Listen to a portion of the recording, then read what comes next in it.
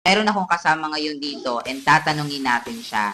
Meron ka bang TikTok at Facebook Reels? Yes. Kumikita ka ba dyan? Yes, kumikita ako sa TikTok and Facebook Reels ko ng 20,000 up to 50,000 per month. Marami namang gumagamit ng TikTok tsaka ng Facebook pero hindi naman sila kumikita. Ano bang pinagkaiba mo sa kanila?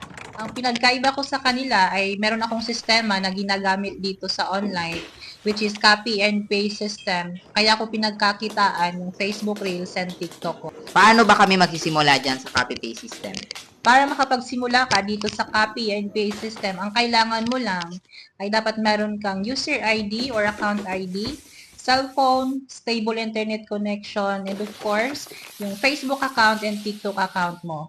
Ayan. So, kung interesado ka rin na malaman yung buong detalye about dito sa copy-paste system, ang gagawin mo lang, mag-comment ka ng house sa baba ng video na to and yung location mo ngayon dahil tuturuan ka namin.